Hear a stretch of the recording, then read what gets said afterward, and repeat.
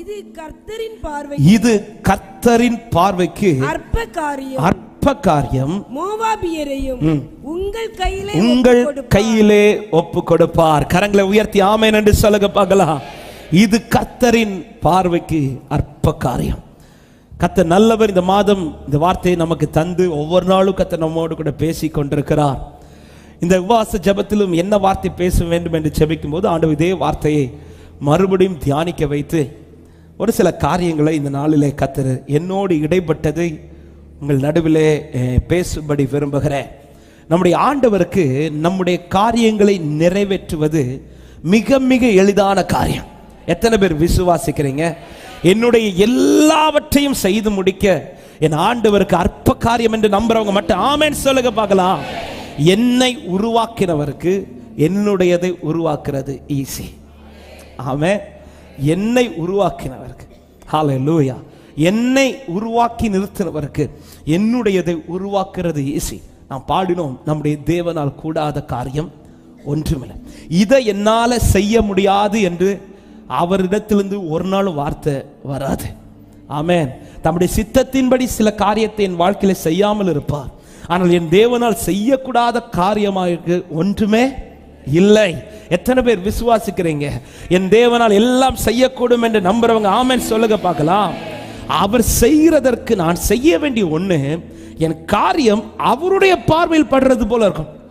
கடந்த வாரத்திலும் ஆராதனை வேளை எசேக்கியா செய்த காரியத்தை குறித்து ஆண்டவர் சொல்ல வைத்தார். ஆமென். சனகரை எழுதி இதில் ஒரு பெரிய ஒரு சத்தியம் இருக்கிறது. ஆண்டவர் சித்தமான அந்த வார்த்தையை தான் ஞாயிற்றுக்கிழமை கர்த்தர் பேசுவார். ஆனாலும் இந்த வார்த்தையை சொல்லி விடுகிறேன்.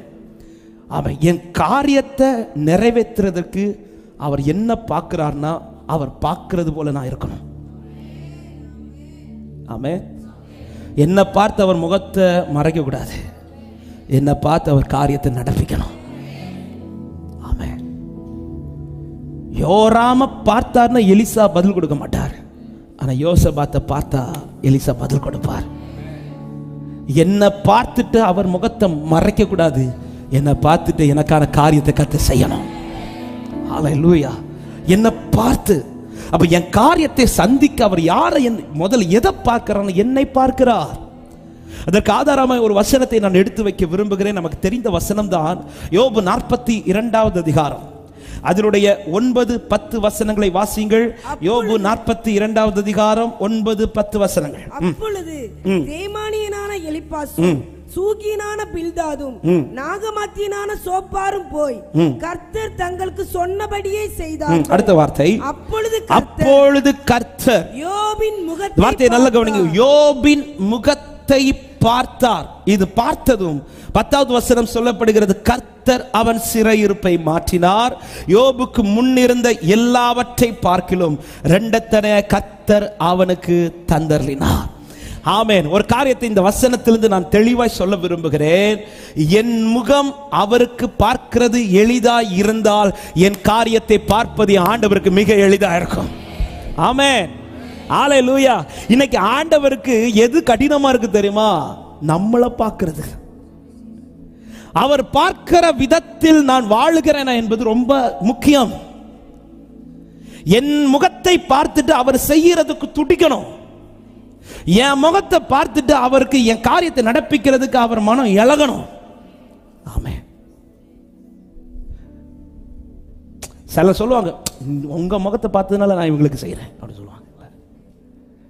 சிலர் வந்து சொல்லுவாங்க, இவங்க உங்க கூட இருக்கிறதுனால நான் செய்யவே. யோபின் முகத்தை பார்த்தது ஆண்டவருடைய மனசு அடுத்து என்ன செய்யுதுன்னா, அவனுக்கு எல்லாத்தையும் ரெட்டிப்பாய் உண்டாக்கி கொடுப்பது என்பது ஆண்டவருக்கு கஷ்டம் கிடையாது.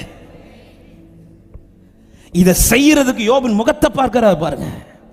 யோபின் முகத்தை பாருங்க. இதப்பா என் முகம் அவருடைய பார்வைக்கு மிக எளிதாய் படுகிறதானால் என் காரியத்தை சந்திப்பது ஆண்டவருக்கு மிக மிக எளிது. ஹல்லேலூயா. என் முகத்தை பார்க்கிறது அல்லது என் வாழ்க்கையை பார்க்கிறது போல இருக்கணும். யோபின் முகத்தை பார்த்ததும் அடுத்த வார்த்தை அவன் சிறையிருப்பு மாறுது. அவனுக்கு எல்லாத்தையும் கர்த்தர் ரெட்டிப்பாய் கொடுக்கிறார். என்னுடையதை சந்திக்க எங்க இழந்ததை ரெட்டிப்பாய் கொடுப்பது என்பது என் ஆண்டவருக்கு கடினம் கிடையாது. இன்னும் சொல்லணும்னா, சாத்தான் அவனுடையதை அழிக்கிறதற்கு ஒரு அதிகாரம் முழுவதும் எடுக்கப்பட்டது. ஆனா என் ஆண்டவர் அவனுக்கு எல்லாத்தையும் ரெட்டிப்பா கொடுக்க ஒரே ஒரு வசனம் தான் எழுதப்பட்டிருக்கிறது. ஹல்லேலூயா, ஆமென். இடிக்கிறது ஈஸியா, கட்டுறது ஈஸியா? ஹலோ, நான் இடிச்சிருக்கிறோமே, சொல்லுங்க. இடிக்கிறது ஈஸி. இந்த கடற்புற மணல்ல பிள்ளைங்க இப்பெல்லாம் கட்டுறாங்களான்னு தெரியல, கஷ்டப்பட்டு தண்ணியெல்லாம் ஊற்றி ஒரு வீடு கட்டுவாங்க. வீடு கட்டி அப்படி அழகாக இருக்கும்போது ஒரு புண்ணியவாளன் வருவான், ஓடி வருவான், வந்து அப்படியே வந்து காலை வச்சுட்டு ஒரு செகண்ட்ல புசுக்குன்னு இடிச்சிடும். அதை கட்டுறதுக்கு பல மணி நேரம் எடுத்திருப்பான், ஆனால் இடிக்கிறது. ஆனால் இங்கே நேர் வித்தியாசம். சத்துரு யோபுனுடையதை ஒவ்வொன்றா அழிச்சு அழிச்சு அழிச்சு அழிச்சு எழுதுறதுக்கு ஒரு அதிகாரம் எடுத்துச்சு. ஆனால் கர்த்தர் எல்லாத்தையும் ரெட்டிப்பா கொடுக்கறதுக்கு ஒரு வசனம் போதும். எனவே தேவ பிள்ளையே, சத்துரு இத்தனை நாள் இடிச்சு என் வாழ்க்கை இடிக்கிறான்னு சொல்லி கலங்காதீங்க. இவைகள் எல்லாவற்றையும் திரும்ப எடுப்பிக்க என் தேவனுக்கு ஒரு இரவு போதுமானது என்று விசுவாசிக்கிறவங்க நல்ல கரங்களை தட்டி என்னை எழும்ப பண்ணும் ஆண்டவர் என்னோடு இருப்பதா, நான் எழும்புவேன் அவர் பலத்தா. என்னை எழும்ப பண்ணும், ஆமே, நான் எழும்புவேன். ஒரே ஒரு சரணத்தை பாடுவோம். என் வாழ்வை இடிக்கும், என் வாழ்வை இடிக்கும் சத்துருவை காட்டிலும் என் வாழ்வை கட்டும் தேவன் பலமுள்ளவர். என் வாழ்வை இடிக்கும் சத்துருவை காட்டிலும் என் வாழ்வை கட்டும் தேவன் பலமுள்ள. சத்துரு இடிக்க எடுத்திட்ட, சத்துரு இடிக்க எடுத்திட்ட காலத்திலும் வேகமாய் என்னை கட்டுவிப்பார். சத்துரு இடிக்க எடுத்திட்ட காலத்திலும் வேகமாய் என்னை சொல்லுங்க, என்னை எழும்ப பண்ணும், என்னை எழும்ப பண்ணும் ஆண்டவர் என்னோடு இருப்பதால் நான் எழும்புவேன், நான் எழும்புவேன் அவர் பலத்தால். என்னை எழும்ப பண்ணும், எஸ், நான் எழும்புவேன். ஹல்லேலூயா. அப்ப என்னுடைய காரியங்கள் சந்திக்கப்பட அவர் என்னை பார்க்கிறார். யோபின் முகத்தை பார்த்து ஆண்டவருக்கு அடுத்த வார்த்தை எழுதப்படுகிறது, அவன் சிறையிருப்பை மாற்றி அவனுடைய எல்லாவற்றையும் ரெட்டிப்பாய் பெறுவது என்பது யோபுக்கு இனிமேல் அது கடினமான காரியம். ஏன்னா இழப்பு என்பது யோபுக்கு வந்த வாழ்க்கையில வந்த இழப்பு போல இங்க இருக்கிற யாருமே சந்தித்திருக்க மாட்டோம். இதுக்கு மேல இழக்கிறதுக்கு ஒண்ணுமே இல்லை. மனைவி சொல்ற, தேவனை தூஷித்து ஜீவனை விடும் அப்படின்னா இனி யோபுக்கு என்ன மட்டும்தான் இழக்கிறதுக்கு இருக்குன்னா ஜீவன் மட்டும்தான். ஆனா யோபு சொல்றார், நீர் எனக்கு ஜீவனை தந்ததும் அல்லாமல் தயையும் பாராட்டி உம்முடைய ஆவி என்னை பராமரித்து கொண்டிருக்கிறது. ஏங்க, என்னுடைய திருப்ப எழுப்புறதுக்கு எனக்கு பலன் இருக்கணும்னு அவசியம் கிடையாது, எனக்கு சொத்து இருக்கணும்னு அவசியம் கிடையாது, என் கூட என் குடும்பம் இருக்கணும்னு அவசியம் கிடையாது, என் கூட ஆள் பலன் இருக்கணும்னு அவசியம் கிடையாது. எனக்குள்ள ஜீவன் இருந்தா போதும். கர்த்தர் எழுப்புவார்னு நம்புறவங்க ஆமென் சொல்லுங்க பார்க்கலாம். ஆமென், ஹல்லேலூயா. ஜீவன் இருக்குது. அப்ப தேவன் என்னை திரும்ப எழுப்பணும். என் வாழ்க்கையில தேவனுடைய கிரியைகளை நான் பார்க்கணும்னா என்னுடைய கிரியை ரொம்ப ரொம்ப முக்கியம். தேவனுடைய கிரியை நான் பார்க்க அவர் முதலில் என் கிரியை பார்க்கிறார். இன்னைக்கு செய்தி அதுதான். அவருடைய கிரியை நான் பார்க்கிறதுக்கு முன்பாக அவர் என்னுடைய கிரியை பார்க்கிறார். அவர் என்ன பார்த்து என் காரியத்தை பார்க்கிறார். சபையே, இந்த காலை நேரத்தில் ஆண்டவருடைய பேசுற சத்தம் இதுதான். உங்களை அவர் இன்னைக்கு பார்க்கிறதா உண்டானால் உங்க காரியத்தை கர்த்தர் பார்த்துக் கொள்வார். யோபுவின் முகத்தை பார்த்து யோபுக்கு இந்த கிரியை செய்ய யோபுவின் இடத்துல வெளிப்பட்ட ஒரு 2-3 காரியங்கள் எல்லாத்தையும் இன்னைக்கு பேச முடியுமான்னு தெரியவில்லை. நேரத்துக்கு ஏற்றாற் போல நான் சொல்ல விரும்புகிறேன். யோபின் இடத்துல வெளிப்பட்ட கிரியைகள் என்ன, அல்லது யோபின் முகத்தை விரும்பி தேவன் பார்ப்பதின் காரணம் என்ன? முதலாவது காரணம், தேவன் தியானிக்க வைத்த வார்த்தைகளை நான் சொல்ல விரும்புகிறேன். இந்த யோபு எப்படி இருந்தார் என்றால், தேவன் அனுமதித்த பாதையிலிருந்து விலகாமல் இருந்தான். யோபின் முகத்தை பார்க்க யோபு செய்த முதல் காரியம், தேவன் அனுமதித்த பாதையிலிருந்து விலகவில்லை. அதை இப்படி சொல்ல விரும்புகிறேன். தேவன் அனுமதித்ததை ஏற்றுக்கொள்வது மட்டுமல்லாமல் கடைசி வரை அந்த பாதையை விட்டு விலகாமல் தன்னை காத்துக்கொண்டான். நமக்கு தெரியும் யோபு 1வது அதிகாரம் அதனுடைய 21, 22 இந்த சம்பவங்கள் எல்லாம் யோபுவின் வாழ்க்கையிலே நடந்ததும் யோபு சொல்லுகிற வார்த்தைகள் தான், நமக்கு தெரிந்த வசனங்கள் தான் இன்றைக்கு பேசப்படும். ஆனாலும் ஒரு விஷயம் கூட அந்த வசனங்களை வாசிக்கலாம். யோபு 1வது அதிகாரம் 21, 22 வசனங்கள். நிர்வாணியாய் என் தாயின் கற்பத்திலிருந்து வந்தேன், நிர்வாணியாய் அவ்விடத்துக்கு திரும்புவேன். கர்த்தர் கொடுத்தார், கர்த்தர் எடுத்தார், கர்த்தருடைய நாமத்திற்கு ஸ்தோத்திரம் என்றார். அடுத்த வார்த்தை, யோபு பாவம் செய்யவும் இல்லை, தேவனை பற்றி குறை சொல்லவும் இல்லை. 2வது அதிகாரம் 10வது வசனத்திலும் இப்படி சொல்லப்படுகிறது. கடைசி வார்த்தை, இவைகள் எல்லாவற்றிலும் யோபு தன் உதடுகளினால் பாவம் செய்யவில்லை. அப்படியானால் இந்த காரியத்தில் ஒன்று தெரியுது, தேவன் அனுமதித்ததை யோபு சந்தோஷமாய் ஏற்றுக்கொண்டார். ஆமென்.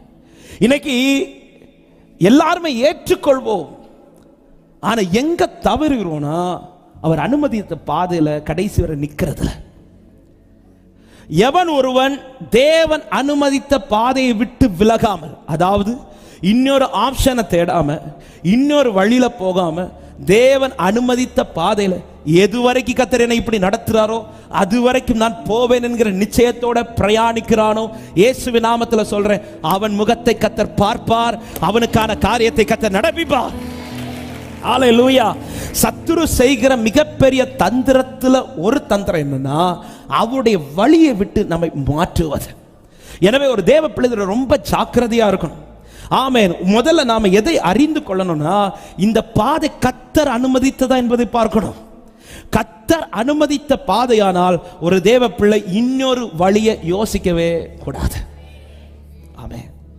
இஸ்ரவேல் ஜனங்கள் எல்லாருமே கானானை சுதந்தரிக்க முடியாமல் போனதின் பிரதானமான நோக்கத்தில் ஒரு நோக்கம் என்னன்னா, வனாந்திர பாதையை யார் அனுமதித்ததா பார்க்கறாங்கன்னா மோசே கொண்டு வந்ததா பார்க்கறாங்க.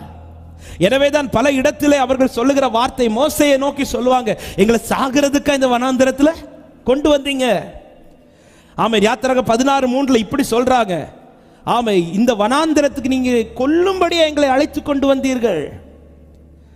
அவங்களுடைய எண்ணமே என்ன இருக்கிற, இந்த வனாந்திரத்தில் நாங்க நடக்க காரணம், இந்த பாதையில நடக்க காரணம் மோசே எங்களை கொண்டு வந்திருக்கிறார், மோசே எங்களை அழைத்து கொண்டு வந்திருக்கிறார். உண்மையிலேயே இந்த வனாந்திரத்தில் கொண்டு வந்தது யார் என்றால், அவர்கள் புறப்படும் போது வேதம் இப்படி சொல்லுகிறது. ஒரு சில வசனங்களை வாசிங்கள். யாத்திராகமம் 12வது அதிகாரம் அதனுடைய 15வது வசனத்தை வாசிங்கள். யாத்திராகமம் 12:15. புளிப்பில்லா அப்பத்தை 7 நாளளவும் புசிக்க கடவீர்கள், முதலாம் நாளில் தானே புளித்த மாவை உங்க வீடுகளிலிருந்து நீக்க வேண்டும். சாரி, யாத்திராகமம் 12வது அதிகாரம்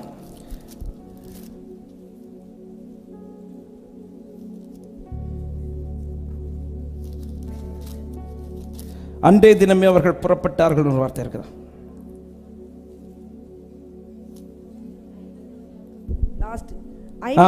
சாரி 51வது. அன்றைய தினமே கர்த்தர் இஸ்ரவேல் புத்திரரை அணி அணியா எகிப்து தேசத்திலிருந்து யார் புறப்பட பண்றார்? மோசே அல்ல, கர்த்தர். 13வது அதிகாரம் அதனுடைய 17-18 வசனங்களை வாசிங்கள். பார்வோன் ஜனங்களை போக விட்ட பின் ஜனங்கள் யுத்தத்தை கண்டால் மனமடிந்து எகிப்துக்கு திரும்புவார்கள் என்று சொல்லி பெலிஸ்தரின் தேச வழியாய் போவது சமீபமானாலும் தேவன் மோசே என்றல்ல, தேவன் அவர்களை அந்த வழியாய் நடத்தாமல் 18 சொல்லப்படுகிறது, அவர்களை சுற்றி போக பண்ணினார். 20வது வசனம், வனாந்திரத்தின் ஓரமாய் ஏத்தாமிலே அவர்கள் பாளையம் இறங்கினார்கள். அது மட்டுமல்ல, கடைசி 2 வசனங்களை சொல்லப்படுகிறது, அவர்கள் முன்பாக கர்த்தர் மேகஸ்தம்பமாகவும் அக்னி ஸ்தம்பமாகவும் முன் சென்றார். எல்லாமே செய்யறது கர்த்தர், புறப்பட பண்ணது கர்த்தர், சுற்றி நடக்க பண்றது கர்த்தர், வனாந்தரத்திலே கொண்டு போறது கர்த்தர். அவர் முன் சென்று நடத்தி கொண்டிருக்கிறார். ஆனா இவங்க எதை புரிந்து கொள்ளலன்னா, கர்த்தர் அனுமதித்த பாதை என்பதை புரியாம என்ன நினைச்சிட்டாங்கன்னா, இது மோசே நடத்துற பாதை, இது மோசே நடத்துற பாதை. யாருக்கு கர்த்தர் அனுமதித்த பாதையில நிக்க முடியும்னா, இது கர்த்தர் அனுமதித்ததுதான் என்பதை அறிந்தவனுக்கு மட்டும்தான் நிக்க முடியும். எனவே தான் நான் அடிக்கடி சொல்லுகிற வார்த்தையில் உண்டு, நீங்கள் நடக்கிற பாதை யார் அனுமதித்த பாதை என்பதை முதல்ல அறிந்து கொள்ளுங்கள். என்னுடைய தவறுதல் நிமித்தமாய் சில பாதை நான் சந்திக்க வேண்டியது இருக்கும். அது தேவன் அனுமதித்தது கிடையாது, அது நானாகவே என்னுடைய தவறுதல் நிமித்தம் எனக்கு உண்டாக்கின பாதை. அப்படி ஒன்று இருக்குமானால் நான் தேவ சமூகத்தில் விழுந்து அந்த பாதை என்னை விட்டு அகலும்படி நான் செபிக்கணும். அதே நேரத்தில் தேவனாய் எனக்கு ஒரு பாதையை அனுமதிப்பார். யோபுக்கு இப்பொழுது அவனுக்கு அனுமதிக்கப்பட்ட பாதை என்பது அவன் செய்த தவறுதலினால் வந்த பாதை கிடையாது. ஆண்டவர் யோபை குறித்து சொல்லுகிற சாட்சி, என் தாசனாகி யோபு உத்தமன் என்றார். ஆமென். எந்த தவறும் செய்யாதவர் யோபு. ஆனால் இப்படி ஒரு பாதை இப்பொழுது யோபுக்கு அனுமதிக்கிறார்னா, இது தேவன் அவன் வாழ்க்கையிலே அனுமதித்த பாதை. இது அவன் செய்த தவறுதலினால் உண்டானதல்ல. ஆமென். என்னுடைய லைஃப்ல நான் ஃபர்ஸ்ட் எதை அறிந்து கொள்ளணும்னா, நான் நடக்கிற பாதை யார் அனுமதித்த பாதை, எதினால் உண்டான பாதை. கர்த்தர் அனுமதித்த பாதையானால் அடுத்து நான் எடுக்க வேண்டிய தீர்மானம் என்ன தெரியுமா? இந்த பாதையில கர்த்தருடைய அதிசயத்தை பார்க்கிறது வரையிலும் நான் விலகாமல் நடந்து கொண்டிருப்பேன். ஹல்லேலூயா. ஆமென். இவர் எல்லாருமே மோசேயின் பாதை, மோசே நடத்துறது போல பார்த்துட்டு இருந்ததுனால ஒரு சின்ன பிரச்சனை வந்தது, முறுமுறுக்கிறாங்க, புலம்புறாங்க, மோசேட்ட வந்து எதிர்த்து நிற்கிறாங்க. நான் நடக்கிற பாதை கர்த்தர் அனுமதித்த பாதையானால் எனக்கு ஒரு நிச்சயம் உண்டு. அது வனாந்திரமா இருந்தாலும், அவாந்திரமா இருந்தாலும், செங்கடலா இருந்தாலும், யோர்தானா இருந்தாலும், முடிவு அழிவல்ல, முடிவு மகிமையாகவே இருக்கும். ஹல்லேலூயா. ஆமென். இந்த சத்தத்தை கேட்டுக்கொண்டிருக்கிற அன்பு தேவ ஜனமே, இன்னைக்கு நீங்க நடக்கிற பாதை யார் அனுமதித்த பாதை என்பதை அறிந்திருக்கிறீர்களா? தேவன் அனுமதித்த பாதை தான் என்பதை அறிந்துதான் நடக்கிறீர்களா? ஆமென். ஆபிரகாமுக்கு ஈசாக்கை கூட்டிட்டு போற பாதையில எந்த தயக்கமும் இல்லை. ஆமென். அவனுக்கு முன்பாக வருகிற கேள்விகளுக்கு பதில் இல்லாம இல்ல, தைரியமா சொல்ற, கர்த்தர் பார்த்துக் கொள்வார் ஈசா கிட்ட. ஆபிரகாம் என்ன தைரியத்துல இந்த விசுவாசத்தோட நீங்க சொல்ற காரணம் என்னன்னு கேட்டா, ஆபிரகாம் சொல்லுவார், இந்த பாதை யார் அனுமதிச்சதுன்னு எனக்கு தெரியும். ஆமென். இது நான் தீர்மானிச்சு என் பிள்ளை கூட்டிட்டு போற பாதை கிடையாது, இது அவர் அனுமதித்து நான் நடக்கிற பாதைனால எனக்கு ஒண்ணு தெரியும், தீமையா இருந்தாலும் அதை நன்மையாய் மாற்ற என் தேவன் நல்லவரா இருக்கிறார். ஹல்லேலூயா. நடக்கிற பாதை கடினம் தான். அவன் பிள்ளையை பலி செலுத்துன்னு சொல்லி அனுப்புற பாதை என்ன ஈஸியாவாங்க இருக்கும், சந்தோஷமாவா இருக்கும்? அவன் காத்திருந்து இல்ல, பெற்றெடுத்த பிள்ளை எத்தனை வருஷம் இதற்காய் காத்திருந்து, எத்தனை வருஷம் இதற்காய் அலைந்தார், எத்தனை வருஷம் வார்த்தை பிடித்து கொண்டு யுத்தம் பண்ணி கொண்டிருந்தார். அவன் அப்படி பெற்றெடுத்த பிள்ளையை நீ பலி செலுத்த கொண்டு வான்னு சொல்லும் போது அந்த பாதை ஈஸியாவா இருக்கும்? இல்ல. ஆனா அந்த பாதையில தைரியத்தோடு நடக்கிறான். ஏன்னா அவனுக்கு தெரியுது, நான் அனுமதித்த பாதையில கர்த்தர் அனுமதித்த பாதை, கர்த்தர் அனுமதித்த பாதையானால் எனக்கு ஒன்று தெரியும், அது தீமையா இருந்தாலும் அதை கர்த்தர் நன்மையாய் தான் முடிய பண்ணுவார். யோபு அனுமதித்த பாதை விட்டு விலகல. அன்பான தேவ ஜனமே, பாதை விட்டு மாறிடாதீங்க. பாதை விட்டு, கர்த்தர் ஒரு பாதை அனுமதித்து நடத்துறார்னா தயவு செஞ்சு பாதை விட்டு மாறிடாதீங்க. நீங்கள் எவ்வளவு தூரம் அந்த பாதையில் உறுதியா இருக்கிறீர்களோ அங்கேதான் கர்த்தருடைய அதிசயத்தை உங்கள் கண்கள் காணும். ஆதியாகமத்தில் நமக்கு தெரியும், சத்துரு செய்த முதல் தந்திரமே அவர் அனுமதித்ததிலிருந்து விலக்குறான். ஆமென். ஆதியாகமம் 3வது அதிகாரம் நமக்கு தெரிந்த வசனங்கள் தான். ஆண்டவர் ஏதேனும் உண்டாக்கி, மனுஷர்களை உண்டாக்கி அவர் எல்லாவற்றையும் புசிக்கலாம் என்று 2வது அதிகாரத்தில் சொல்றார்.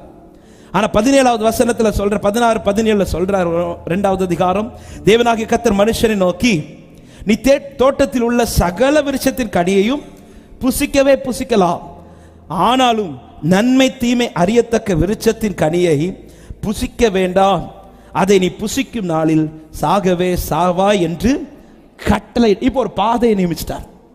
இந்த வார்த்தையை நல்லா கவனிங்க. ஒரு பாதையை நியமிச்சிட்டார். இதுதான் உன் ட்ராக். என்ன ட்ராக்? இது எல்லாத்தையும் நீ சாப்பிடலாம், இது ஒண்ணு நீ சாப்பிட கூடாது. இது கர்த்தர் நியமித்த பாதை, கர்த்தர் போட்ட கட்டளை. ஆனா 3வது அதிகாரத்துல சாத்தான் வந்து இந்த பாதையை விட்டு விலக்கும்படி அவன் தந்திரமா பேசுறான் பாருங்க. 3வது அதிகாரம் 3-4 வசனங்களை வாசியுங்கள். ஆனாலும் தோட்டத்தின் நடுவில் இருக்கிற விருட்சத்தின் கனியை குறித்து தேவன் நீங்கள் சாகாதபடிக்கு அதை புசிக்கவும் அதை தொடவும் வேண்டாம் என்று சொன்னார் என்றார். அப்பொழுது சர்ப்பம் ஸ்திரீயை நோக்கி, நீங்கள் சாகவே சாவதில்லை என்று சர்ப்பம் சொல்லுது. சர்ப்பத்தினுடைய அந்த சாத்தானுடைய தந்திரமே தேவனுடைய வழியை குறித்த தப்பான எண்ணத்தை நமக்குள்ள போட்டு நம்முடைய வழியை மாத்துறது சாத்தானுடைய தந்திரம். இதுல ஒரு தேவ பிள்ளை ரொம்ப ஜாக்கிரதையா இருக்கணும். ஆமே, அதற்கு அவன் சர்ப்பமாய் தான் வரணும்னு இல்லை, ஒருவேளை சபை விசுவாசியாகவும் வரலாம். ஆமே, தேவன் நியமித்த பாதையில என் காதுல ஆண்டுடைய சத்தமும் கேட்கும், என் காதுல சாத்தானுடைய சத்தமும் கேட்கும். தேவ சமூகத்துல தேவ நடத்துற பாதையில எது கர்த்தருடைய சத்தம் என்பதை நான் எப்படி அறிந்து கொள்வேன்? ஒரே வார்த்தையில சொல்றேன், அவர் அனுமதித்த வழியில என்ன விசுவாசத்துல இன்னும் நிறுத்துகிற ஒரு வார்த்தை வருதுன்னா அது கர்த்தருடைய சத்தமா இருக்கும். அதை தாண்டி என்ன வார்த்தை வந்தாலும் அது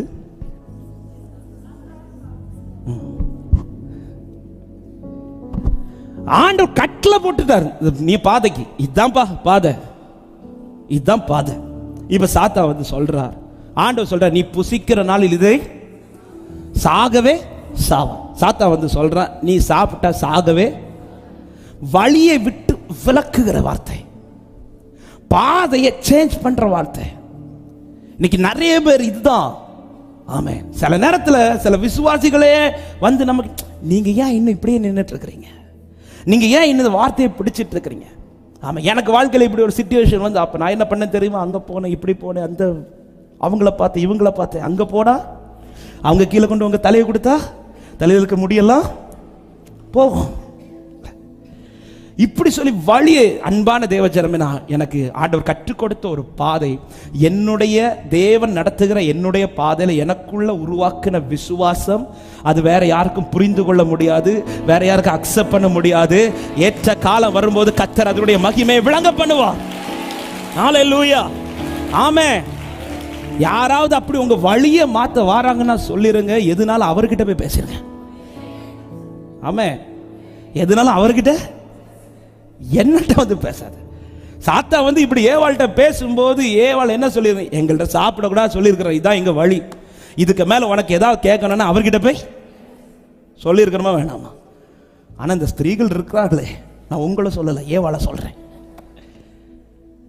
அவங்களுக்கு பேச தெரிஞ்ச மாதிரி பேசிடுவாங்க, பேசிட்டு வாய் மாட்டிட்டு, பாஸ்டர் தெரியாம பேசிட்டே, பாஸ்டர் தெரியாம போயிட்டே, பாஸ்டர் தயவு செஞ்சு சொல்றேன், தேவன் நியமித்த பாதையில, தேவன் நியமித்த பாதையை விட்டு வழி விளக்குகிற யாரையும் என் வாழ்க்கையில நான் அனுமதிக்கவும் கூடாது, எந்த சத்தத்துக்கு நான் இடம் கொடுக்க கூடாது. அதான் சொல்றேன், முதல்ல நிச்சயிக்கணும், இது தேவன் நியமித்த பாதையா, தேவன் நியமித்த பாதை. அப்படி நிச்சயித்துட்டீங்கன்னா அதன் பிறகு இந்த பாதையை மாற்ற நினைக்கிற எந்த ஒரு வார்த்தைக்கும் நான் செவி கொடுக்காதபடி என் செவியை காத்துக்கொள்ளணும். ஹல்லேலூயா.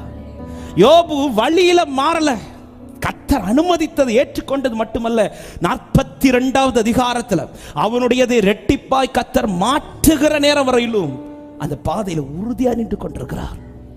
யோசேப்பு தன் வழியை மாற்றிக்கொள்ளவில்லை. ஆமென். ஆண்டவர்கிட்ட கேட்கவும் இல்லை, ஆண்டவரே தயவு செஞ்சு இந்த வழியை மாத்தி வேற ஒரு வழி, கேட்கவும் இல்லை. தரிசனத்தை பெற்ற யோசேப்பு கெஞ்சி இருக்கலாமே ஆண்டவர்கிட்ட, ஆண்டவரே தயவு செஞ்சு இதுல இருந்து என்ன தூக்கி விடுங்கப்பா, கேட்கல ஆண்டவர்கிட்ட. ஏற்றுக்கொண்டான். ஏற்றுக்கொண்டது மட்டுமல்ல, வழியை விட்டு விலகவில்லை, வழியை விட்டு மாறவில்லை. அந்த யோசேப்பின் முகத்தை கர்த்தர் பார்த்து ஒரு நாள் காலையில எல்லாவற்றை கர்த்தர் தலைகீழாய் மாற்றினார். ஒரே இரவுல, ஒரே நாளில யோசேப்பின் சரித்திரமே கர்த்தர் மாற்றிட்டார். ஆமென். சத்துருடைய மிகப்பெரிய தந்திரமே தேவன் நியமித்த வழியிலிருந்து என்னை மாற்றுவது. அன்பான தேவ ஜனமே, நேற்று இரவில் ஆண்டவர் அதிகமாக இடைப்பட்ட வார்த்தை இதுதான், தேவ வழியை விட்டு நான் விலகாதபடிக்கு ரொம்ப ஜாக்கிரதையா இருக்கும். உங்களை நடத்துற பாதையில என்ன நடக்கும் என்பது உங்களுக்கும் சில நேரத்தில் தெரியாது, உங்களை சுத்தி இருக்கிறவங்களுக்கு தெரியாது. ஆனா நடத்துகிறவர் அதை அறிந்திருக்கிறார். இதன் முடிவில் கர்த்தருடைய மகிமை விளங்கும் என்பதில் சந்தேகமே இல்லை. ஆமென், ஹல்லேலூயா. உங்க தலைக்கு மேல கை வச்சு சொல்லுங்க, அவர் நடத்துற பாதையில தான் எனக்கான மகிமை இருக்குதுன்னு சொல்லுங்க. ஹல்லேலூயா. அதை தடுக்கிறதுக்கு சத்துரு வந்து துடித்து உங்களை ட்ராக்க மாத்த நினைக்கிறான். ட்ராக்க மாத்த தயவு செஞ்சு அவங்க தேவ நடத்துற பாதையை விட்டு மாத்த என்ன வார்த்தை வந்தாலும் செவி கொடுக்காதீங்க. கர்த்தருடைய வார்த்தையை நம்பி காத்திருக்கிற தேவ பிள்ளைகளுக்கு சொல்றேன், வார்த்தையை தந்து பலப்படுத்தி நீ இப்படி இருன்னு சொல்லி ஆண்டவர் உங்களை உட்கார வைக்கிறார்னா அதை தாண்டி இன்னொரு சொல்யூஷனை தேடி போயிடாதீங்க. அதை தாண்டி இன்னொரு ட்ராக்கு போயிடாதீங்க. இது சாத்தானுடைய மிகப்பெரிய தந்திரம். ஆண்டவர் தெளிவா சொல்லிட்டாரு, இதை சாப்பிட்றாத, சாப்பிட்டா நீ செத்துருவ. சாப்பிட்ற அன்னைக்கு வாழ்க்கை மகிமை இழந்துரும். இது சொன்னதும் சாத்தா வந்து சொல்றான், இதை சாப்பிட்டாலாம் சாக மாட்டீங்கப்பா, இதை சாப்பிட்டா அது. இதை சொல்லிட்டு அடுத்த 5வது வசனத்தில் சொல்றா, நீங்கள் இதை புசிக்கும் நாளில் உங்கள் கண்கள் திறக்கப்படும். வேறொரு ட்ராக்கை காமிச்சு கொடுக்குறான், வேறொரு ட்ராக் காமிச்சு கொடுக்குறான். நீ இதை சாப்பிட்டேன்னா இன்னொரு ட்ராக் உனக்கு இருக்குது, இன்னொரு வே இருக்குது, அது சூப்பரா இருக்கும், அது உன் லைஃபுக்கு நல்லா இருக்கும், அது உன் லைஃபுக்கு சூப்பரா இருக்கும். இதை காமிச்சு கொடுத்தது தான் ஏவாளுக்கு இதுவரை ஒரே ட்ராக் தான் தெரிஞ்சிட்டு இருக்குது. கர்த்தர் நியமித்த ட்ராக் மட்டும்தான் ஏவாள் ஆரம்பத்தில் பார்த்துட்டு இருக்கிறா. சாத்தான் இப்போ ஒரு ட்ராக் ஓபன் பண்ணி காமிச்சு கொடுக்குறான், இந்த ட்ராக் சூப்பரா இருக்குப்பா, இதுல நீ டிராவல் பண்ணி பார்த்தேன்னா உனக்கு எல்லாம் நன்மையா இருக்கும், உனக்கு எல்லாமே சூப்பரா இருக்கும். இதை ட்ராக் கவனிச்சதும் ஏவாளுடைய மனது மாறுது, ட்ராக் மாறுது. உங்களுக்கு தெரியும், வேதம் படித்தவர்களுக்கு தெரியும். அதோட அவருடைய பார்வையை விட்டு ஆண்டவர் அவர்களை ஒதுக்கி வச்சிட்டார். அதன் பிறகு ஆதாமுக்கு ஆண்டவர் வந்து பார்க்க முடியல.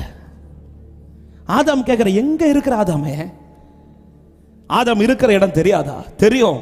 ஆனாலும் கேட்கிற, ஆதாம் நீ எங்க இருக்கிறான்னா ஒரே வார்த்தை, அவருடைய பார்வைக்கு முன்னாடி ஆதாமுடைய முகம் இல்லை. எனவே தான் சொல்றேன், வழி மாறுறேன்னா அவரால் என்ன பார்க்க முடியாது. என்னை ஆண்டவர் பார்த்து என் காரியத்தை பார்க்கணும்னா நான் அவருடைய ட்ராக்ல நிற்க வேண்டியது அவசியம். ஆமென். வழி மாறிட்டேன்னா என்ன நடக்கும்? அவரால் என்ன பார்க்க முடியாது, அவரால் என்ன பார்க்க முடியாது. கேட்பாரு, ஆதாம் எங்க இருக்கிற? நான் உன்னை வச்ச ட்ராக்ல இருந்து நீ எங்க போன? நான் வச்ச ஸ்தானத்துல இருந்து நீ எங்க போன? இது சாத்தான் மிகப்பெரிய தந்திரம். யோபு வந்து யோபின் முகத்தை பார்க்க காரணம், ஆண்டவர் பார்க்கிறார் அவன் ட்ராக். யோபு பல கேள்விகள் ஆண்டவர்கிட்ட கேட்டார். புலம்பல் வந்த வேதனை மிகுதியில் வார்த்தைகளை விட்டு இருந்திருப்பாரு.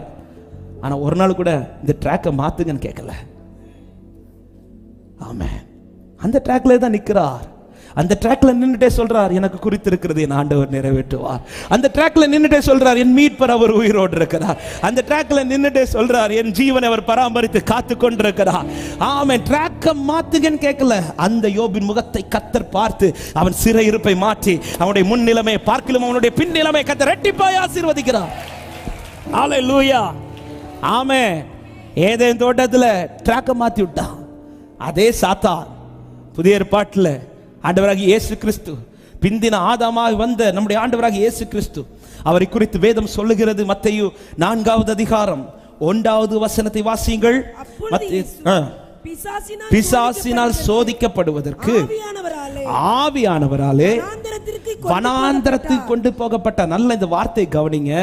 வனாந்தரத்துக்கு இப்பொழுது இயேசு போக காரணம் அவர் நியமித்து போன பாதை அல்ல, ஆவியானவர் கொண்டு போன பாதை. அதான் நான் ஆரம்பத்தில் சொன்னேன், இந்த பாதை யார் நியமிச்சதுங்கிறத முதல்ல கவனிக்கணும். இப்போ ஆவியானவர் வனாந்தரத்தில் கொண்டு போய் விட்டு, பைபிள் சொல்லுது அவர் 40 நாள் உபவாசமா இருந்த பின்பு அவருக்கு என்ன ஆயிடுச்சா? பசி உண்டாயிடுச்சா. அவருடைய ட்ராக்ல உடனே எல்லாம் சாத்தா வந்து நம்மள்ட்ட பேச மாட்டான். எங்க நம்ம டல் ஆகுறோமோ அங்கதான் வந்து பேசுவான். ஆமே. எங்க நம்ம டல் ஆகுறோமோ, எங்க நம்ம வந்து இந்த ட்ராக்கை குறித்து ஒரு கேள்வி எழும்புதோ, அல்லது எங்க நம்ம சோர்ந்து போகிறோமோ அங்கதான் வந்து கேள்வி வைப்பான், அங்கதான் வந்து ட்ராக்கை மாத்த நினைப்பான். இப்ப ஆண்டவராக இயேசு கிறிஸ்து 40 நாட்கள் உபவாசிக்கும் போது வந்து சாத்தான் பேசல. பைபிள் தெளிவா சொல்லுது, அவருக்கு பசி உண்டாயிற்று. ஒரு வீக்னஸ் உண்டாகிறது தெரிஞ்சதும் சாத்தா வந்து 3 கேள்வி வைக்கிறான். நமக்கு தெரியும். முதல்ல சொல்றார், இந்த கல்லை எடுத்து அப்பமாக்கும் என்று சொல்றார். ஆண்டவர் சொல்றார், மனுஷன் அப்பத்தினால் மாத்திரமல்ல தேவனுடைய வாயிலிருந்து பிறக்கிற ஒவ்வொரு வார்த்தையினாலும் பிழைப்பான் என்றார். தட்டி விடுறார்.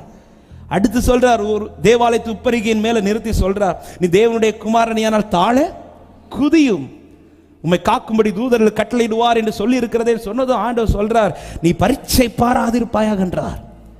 இந்த நேரத்தில் இந்த 2 வார்த்தையை பதில் சொல்லிட்டு அடுத்து அவன் சொல்றான், ஆமென். 8வது வசனத்தை வாசியுங்கள். மறுபடியும் பிசாசு அவரை மிகவும் உயர்ந்த மலையின் மேல் கொண்டு போய் உலகத்தின் சகல ராஜ்யங்களையும் அவைகளின் மகிமையையும் அவருக்கு காண்பித்து நீ சாஷ்டாங்கமாய் விழுந்து என்னை பணிந்து கொண்டால் இவைகளை எல்லாம் உமக்கு தருவேன். நல்லா கவனிங்க.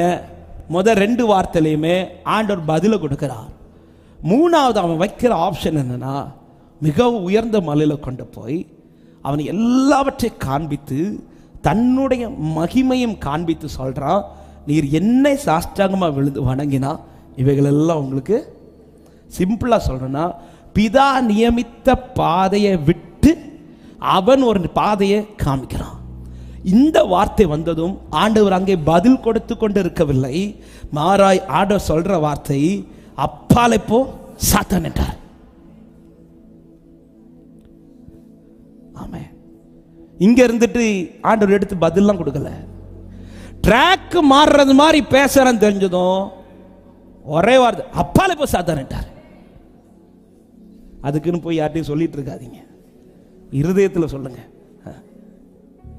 ட்ராக் மாறுறது மாதிரி உங்களை யாராவது பேசுறாங்கன்னா புரிஞ்சுக்கோங்க, இது சாத்தானுடைய வேலை.